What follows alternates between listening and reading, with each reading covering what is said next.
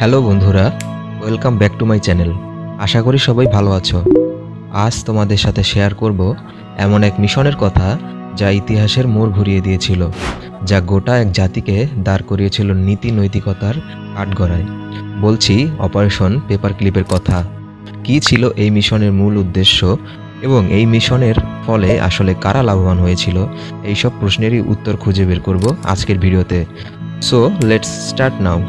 গল্পটা শুরু টয়লেটে আটকে যাওয়া কিছু কাগজের থেকে, তবে তা যে সে কাগজ নয়।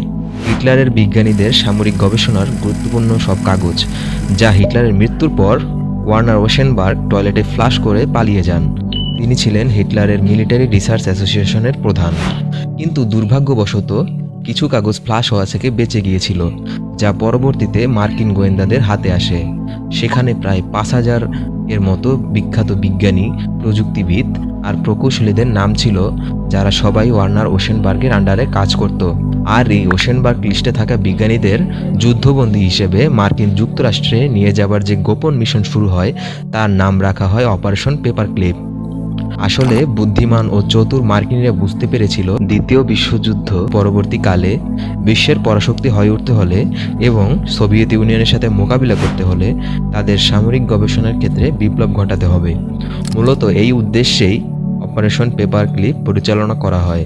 এই অপারেশনে প্রায় ১৬০০ জার্মান বিজ্ঞানীদের জোর করে যুক্তরাষ্ট্রে আনা হয়, যারা আগে হিটলারের কোনো না কোনোভাবে সামরিক শক্তি বৃদ্ধিতে ব্যাপক সহায়তা করেছিল। এবার অপারেশন পেপার ক্লিপের সফলতা নিয়ে আলোচনা করা যাক। সেক্ষেত্রে প্রথমেই বলতে হয় রকেট সায়েন্টিস্ট ওয়ার্নার ভন ব্রাউনের কথা। হিটলারের আন্ডারে থাকাকালীন কুখ্যাত রকেট V2 আবিষ্কার করা এই বিজ্ঞানীকে নিয়োজিত করা হয় মহাকাশ গবেষণার কাজে। ফলাফলও আসে হাতে নাতেই। ব্রাউন ও তার টিম মিলে মহাকাশে মার্কিনীদের পাঠানো প্রথম কৃত্রিম উপগ্রহ এক্সপ্লোরার 1 উৎক্ষেপণ থেকে শুরু করে অ্যাপোলো মিশনেও অনেক বড় ভূমিকা পালন করে। এছাড়াও বিজ্ঞানী হিউবার্টাস স্ট্রাগহোল্ড ফাদার অফ স্পেস মেডিসিন নামে পরিচিত হন। পাশাপাশি আরেকজনের নাম না বললেই নয়। তিনি হলেন রসায়নবিদ অটো এমব্রোস, যিনি ছিলেন সারিন টাবুন সহ বেশ কয়েকটি নার্ভ গ্যাসের উদ্ভাবক। এছাড়াও তিনি যুদ্ধকালীন সময়ে তৈরি করেছিলেন কৃত্রিম রাবার। তিনিও মার্কিনীদের বিভিন্ন গবেষণায় সহযোগিতা করেছিলেন। এছাড়াও অনেক বিজ্ঞানী, প্রযুক্তিবিদ, ইঞ্জিনিয়ার ছিলেন, যারা মার্কিনীদের বিভিন্নভাবে কাজে এসেছিল। তাই বলা যায় অপারেশন পেপার ক্লিপ ছিল মার্কিনীদের জন্য চরম আশীর্বাদ স্বরূপ। কিন্তু এই মিশনের নীতি নৈতিকতা নিয়েও প্রশ্নের তীর ছুটে এসেছিল, কারণ এইসব বিজ্ঞানীদের অনেকেই ছিলেন যুদ্ধাপরাধী।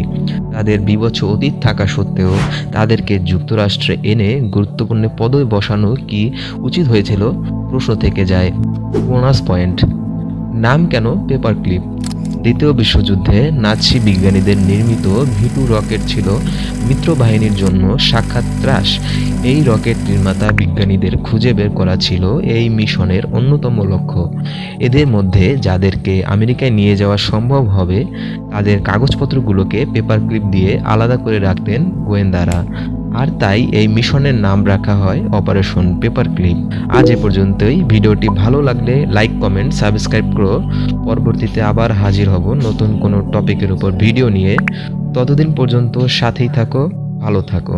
ধন্যবাদ।